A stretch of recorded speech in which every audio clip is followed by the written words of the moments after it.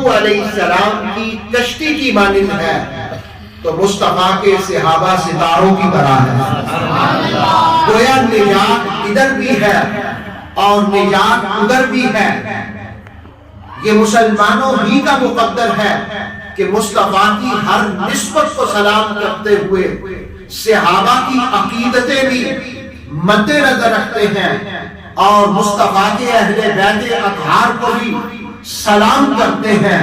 اللہ رب العالمین ان دونوں نسبتوں کا فیضان ہم سب کو نصیب فرمائے۔ ان تمہیدی کلمات کے بعد ہم بڑھتے ہیں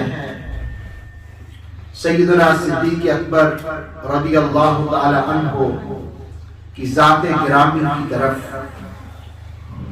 ان کی شخصیت وہ عظیم شخصیت ہے جس کے بارے میں اللہ رب العالمین نے قرآن کی کئی آیات نازل فرمائی ہیں، بلکہ ان کی تائید میں بھی قرآن نازل ہوا ہے۔ اور پھر لسان نور مصطفیٰ کریم علیہ السلام کی زبان مبارک ہے، اس سے بھی صدیق اکبر کا مقام بیان ہوا ہے۔ یہ کتنے اعزاز کی بات ہے کہ ایک موقع پر رسول پاک صلی اللہ علیہ وآلہ وسلم نے فرمایا 360 خوبیاں، نیکیاں، خصلتیں، عادتیں ایسی ہیں۔ کتنی؟ 360۔ اگر کسی شخص میں ان 360 میں سے کوئی ایک عادت اور خصلت آ جائے تو اس خصلت کی وجہ سے اللہ اس کو جنت میں داخل فرما دے گا۔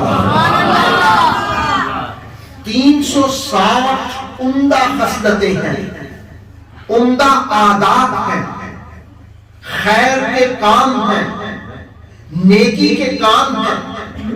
360 میں سے اگر کوئی ایک عادت کو اپنا لیتا ہے اس کی وجہ سے اللہ اسے جنت میں داخل فرما دیتا ہے۔ جب مصطفیٰ کریم علیہ السلام نے یہ بیان کیا تو جناب صدیق اکبر رضی اللہ تعالی عنہ عرض کرنے لگے کہ میرے آقا یا رسول اللہ یا حبیب اللہ صلی اللہ علیہ وسلم، وہ شخص کتنا بخت والا ہوگا جس میں کوئی ایک عادت ہوگی، تو کیا میرے وجود میں بھی کوئی ایک ایسی خصلت موجود ہے ان 360 عادات میں سے، خصلتوں میں سے؟ تو سنیے پھر مصطفیٰ کریم علیہ السلام نے کیا فرمایا۔ آپ نے فرمایا کہ اے ابو بکر صدیق، تم ایک خصلت کی بات کرتے ہو، میں محمد صلی اللہ علیہ وآلہ وسلم یہ کہتا ہوں کہ اللہ رب العالمین نے تمہارے وجود کے اندر وہ 360 کی 360 خصلتیں عطا فرما دی ہیں کہ جن میں سے کوئی ایک بھی ہو تو بندہ جنت میں چلا جاتا ہے۔ اللہ نے تو تجھے 360 خصلتیں عطا فرما دی، 360 عادات عطا فرما دی ہے۔ گویا صدیق اکبر رضی اللہ تعالی عنہ وہ ہے جن میں خصلتیں، جن میں نیکیاں، جن میں خیر کے جذبے، جن میں عشق، جن میں محبت، جن میں وفا، جن میں پیار، جن میں تقوی، جن میں طہارت اور جن میں مصطفیٰ کریم علیہ السلام پر مرنے کا جذبہ موجود ہے۔ یہ ہوتا ہے کہ ایک انسان اپنی جان تو قربان کر سکتا ہے، اپنا وقت تو قربان کر سکتا ہے، لیکن وہ اپنی دولت کو قربان نہیں کر سکتا۔ بعض اوقات ایک شخص دولت والا ہوتا ہے، وہ اپنی دولت کو تو کسی مشن پر لگا سکتا ہے لیکن ٹائم نہیں دے سکتا ہے، وہ وقت نہیں دے سکتا ہے۔ اور بسا اوقات کوئی شخص دولت کو قربان کر سکتا ہے لیکن اپنی اولاد کو اپنے مشن پر لگا نہیں سکتا ہے اور لگاتا نہیں ہے. وہ خود قربانی دے دیتا ہے لیکن اولاد کو قربان نہیں کرتا ہے.